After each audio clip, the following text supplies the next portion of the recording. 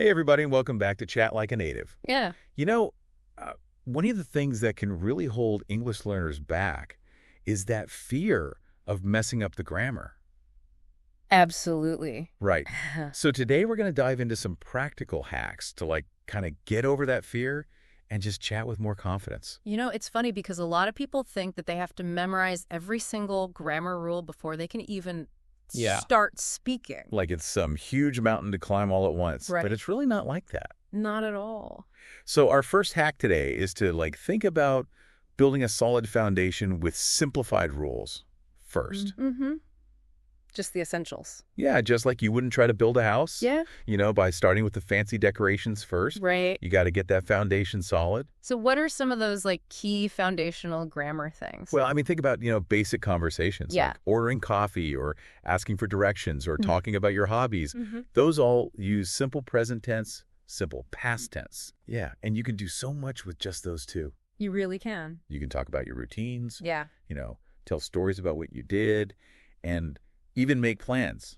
Exactly. Okay. And once you have those down, you can start adding other things like those basic sentence structures, Oh, yeah. subject, verb, object. Like, I remember learning that and being like, Well- oh, Yeah. okay, that makes sense. It's the core. Yeah, and how to ask questions Mm-hmm. or say no to things. Right. That's Exactly. kind of important. Crucial for having a real conversation. Totally.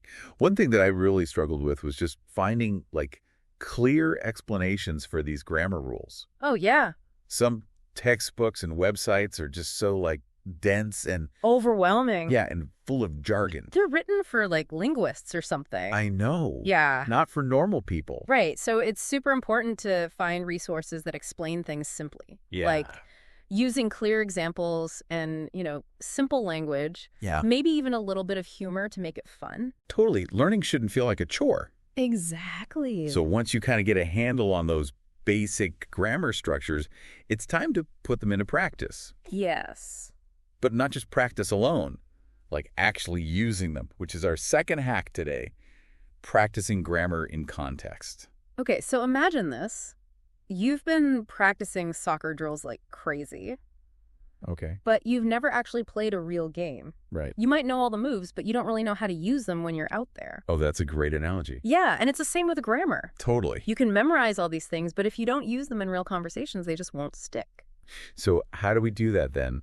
How do we actually practice in context? Well, think about all the awesome real English stuff you have access to. Like what? Like podcasts, Yeah. movies, TV shows, It's news articles, even social media. all out there. It's everywhere. Yeah, so it's not just passively watching or listening though, right? No, you have to be active. Really paying attention. Engaging with it, noticing how the grammar is used. So let's say you're watching your favorite show Mm-hmm. and you hear a character use the present perfect tense. Okay. Don't just let it go in one ear and out the other. Right. Actually stop and think about why they used it. Yeah, what's the context? Yeah, what are they trying to say? Exactly. So it's like becoming a grammar detective. Yes. You're looking for clues. Yeah. I like that. In how native speakers are using the language. Yeah, that's really cool. And another really good way is to role play and do those simulated conversations. Oh, yeah, practice different scenarios. Exactly. Yeah.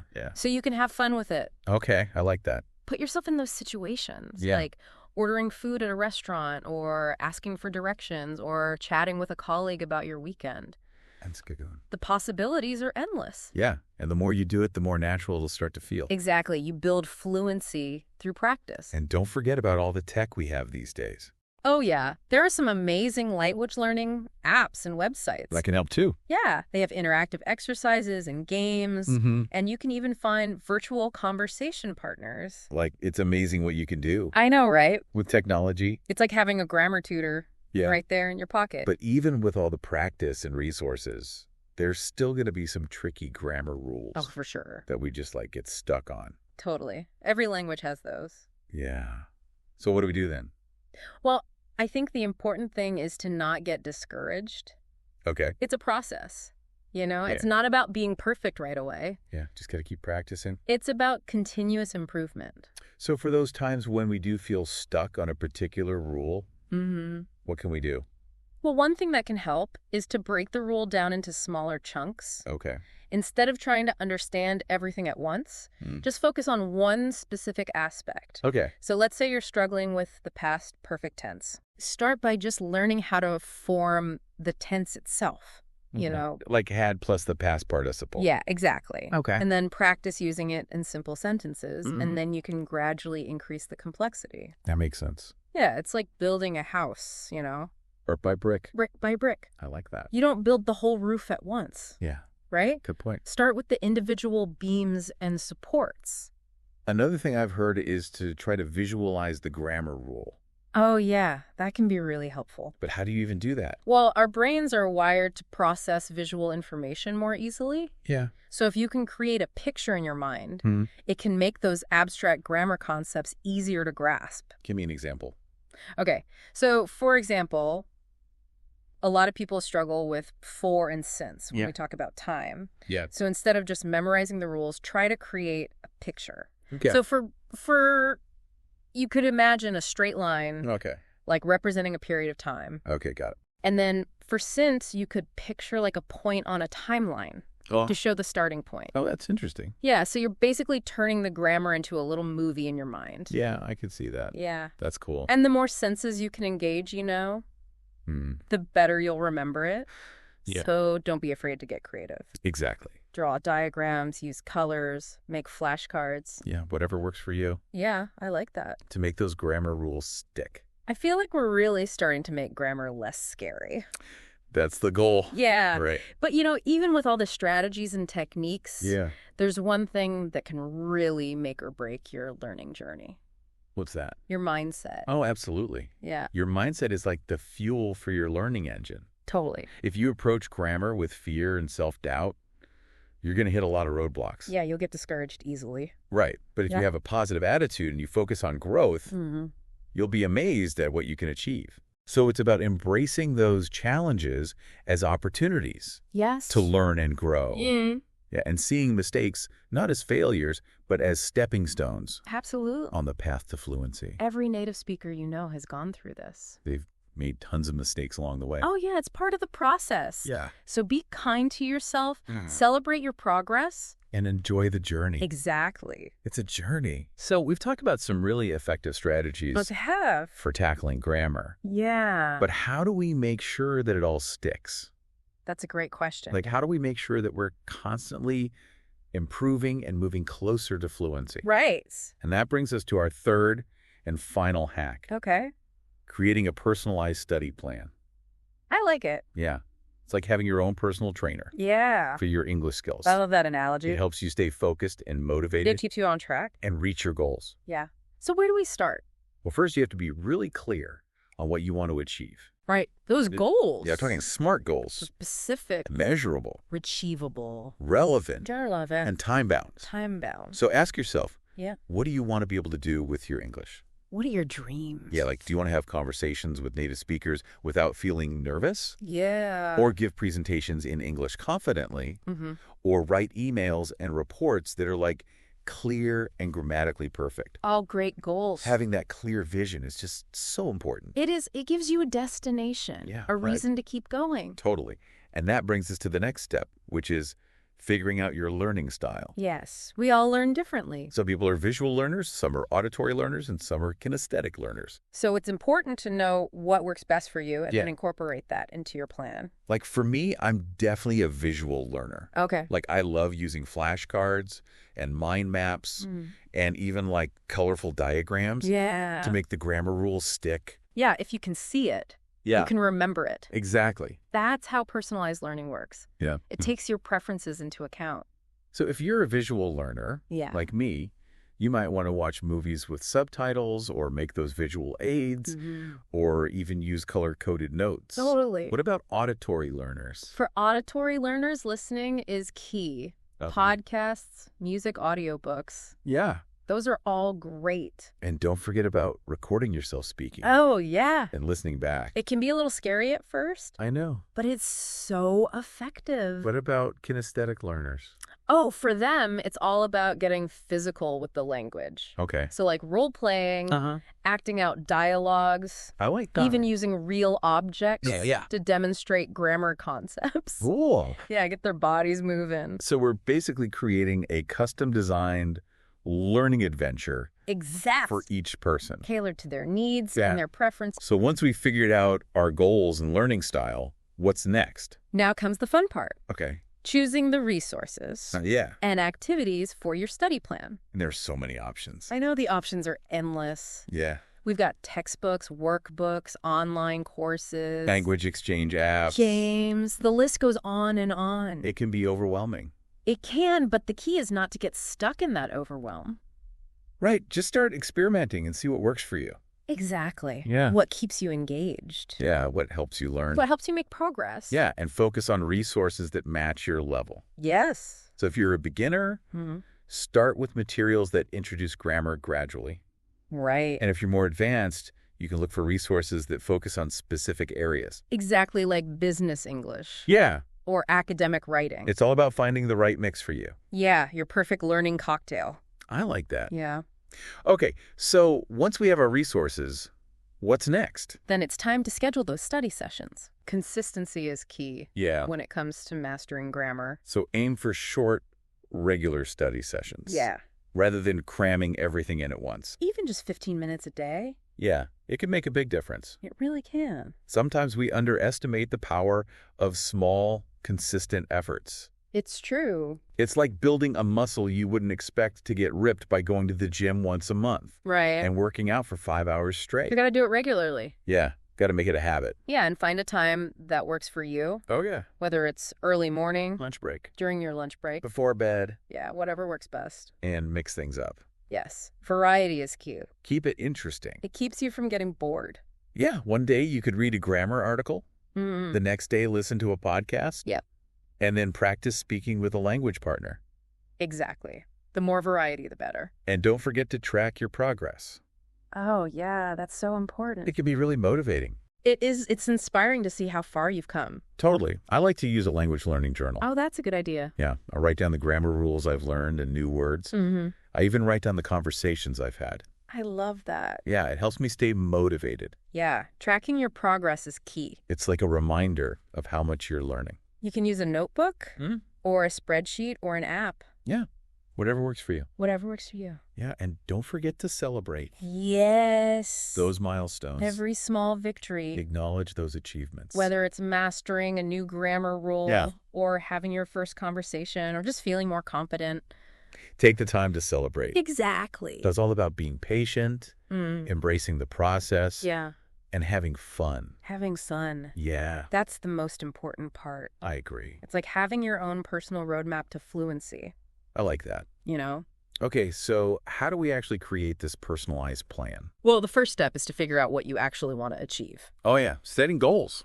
Exactly. We're talking about the SMART goals. Right, specific, measurable, achievable, relevant, and time-bound. Exactly. So it's not just like, I want to be fluent in English. Right. It's more like, I want to be able to have a conversation about, my hobbies Yes. in 6 months. Exactly. Okay, so we've got our goals. Then we got to figure out how you learn best. Right, like what's your learning style? Yeah. Are you a visual learner, an auditory learner? Or a kinesthetic learner. Exactly. Okay, so once we know that, how do we actually use that information to create the plan? Well, once you know your learning style, you can choose activities or resources that match.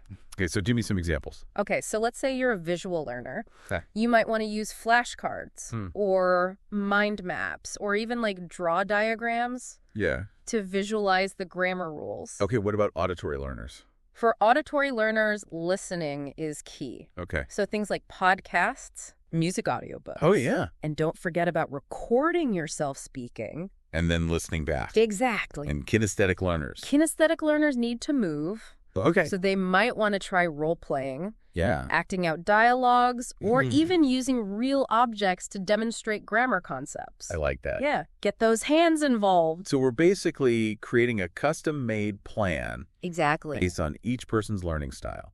tailored to their needs and preferences. So once we know our goals and our learning style, what's next? Well, now comes the fun part. Okay. Actually choosing the resources and activity. Oh, yeah? Like what kind of stuff? Well, I mean, there are so many options out there. Yeah, like textbooks, Textbooks, workbooks, online courses, apps, the Wish Exchange partners. games, you name it. It's a lot. It can be overwhelming. It can, but the important thing is to not get stuck in that overwhelm. Right. Just start trying things out and see what works for you. That's exactly. What keeps you engaged and motivated. And make sure the resources you choose are appropriate for your level. Yeah, like don't jump into an advanced grammar book Right. if you're just starting out. Start with something that's manageable. And then you can gradually work your way up. Exactly. Okay, so we've chosen our resources. Now it's time to make a schedule. Right, consistency is key. Absolutely. So we need to actually make time for studying. And remember, even short bursts of study can be effective. Yeah, like even 15 minutes a day Exactly. can make a big difference. The key is to do it regularly Make it a habit. and find a time that works for you Yes. when you're most alert and focused. And don't forget to mix things up. Oh, yeah. Variety is important. Keeps things interesting. Prevents burnout. One day, you could focus on reading. The next day, you could listen to a podcast. And then the day after, you could practice speaking with someone. Exactly. Keep it fresh. And speaking of staying motivated, Yeah. don't forget to track your progress. Oh, that's so important. It can be really helpful to see how far you've come. It is. It's like a visual reminder of all your hard work. You could use a notebook Mm-hmm. or a spreadsheet or an app. Whatever works for you. The important thing is to just do it. And don't forget to celebrate those milestones. Oh, yeah. Every little victory counts. Absolutely acknowledge those achievements, whether it's mastering a new grammar rule or having your first conversation with a native speaker. Or just feeling more confident in your English. Take the time to celebrate. Yeah, I think that's a really important point. It is. It helps you stay positive and motivated. And remember, it's a journey. It is. It's not a race. Be patient with yourself. Embrace the process. And most importantly, have fun. I love that. Yeah. Learning should be enjoyable. Okay, so let's say someone's listening right now and they're thinking, okay, this all sounds great, Yeah. but I'm really struggling with, the present perfect continuous tense. Okay. What advice would you give them? Well, first of all, I would say, don't worry. It's a common struggle. Yeah. But there are things you can do. Like what? Well, we could break down the tense together, Yep. talk about when and how to use it, Yeah. and then come up with some practice activities that would work for your learning style. I like that. Yeah. So it's all about taking those grammar challenges Mm-hmm. and breaking them down into manageable steps. Exactly. And finding what works for you. Yeah. And remembering that it's okay to make mistakes. Mistakes are part of the learning process. Totally. So embrace those mistakes Learn from them. and keep practicing. And most importantly, Don't give up. it's like having a game plan for your grammar goals. Exactly. You don't want to just be wandering around aimlessly. Right? Like I tried that and it didn't work so well. It happens to the best of us. So what's the first step in creating this like personalized study plan? Well, I think the most important thing is to get really clear on what you want to achieve. So we're talking about setting those SMART goals. Exactly those specific, measurable, achievable, relevant, and time-bound goals. Yeah, because if you just say like, I want to be fluent in English, that's kind of vague. It's too broad. You need something more concrete. So like, what are some examples of good SMART goals? Well, it depends on what you want to be able to do with your English. Okay. Like, do you want to be able to have conversations with native speakers without feeling nervous? Yeah, that's a good one. Or maybe you want to give presentations in English?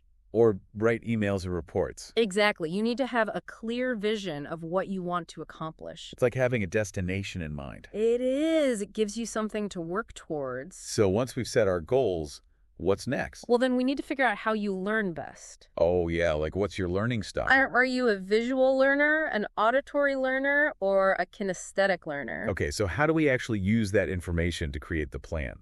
Well, once you know your learning style, you can choose activities and resources that match. Okay, so give me some examples. Okay, so let's say you're a visual learner. You might want to try using flashcards or mind maps, or even drawing diagrams to visualize the grammar rules. Okay, what about auditory learners? The auditory learners listening is key. Right. So things like podcasts, music audiobooks. And don't forget about recording yourself speaking and then listening back. Okay, and what about kinesthetic learners? Kinesthetic learners need to move. Okay. So they might want to try role-playing, acting out dialogues, or even using real objects to demonstrate grammar concepts. I like that. Yeah, it's all about getting those hands involved. So once we know our goals and our learning style, what's next? Now comes the fun part. Okay. Choosing the resources and activities Oh, that you're actually going to use. so what kind of stuff are we talking about? Well, there's so many options out there. Yeah, like textbooks, Textbooks, workbooks, online courses, language exchange. games, you name it. It's a lot. It can be a little overwhelming. It can, but the important thing is to not get stuck in that overwhelm. Just start trying things out and see what works for you. Exactly what keeps you engaged and motivated. And make sure the resources you choose are appropriate for your level. Exactly. So if you're a beginner, start with something that's manageable. Don't jump into an advanced grammar book right away. Okay, so we've chosen our resources.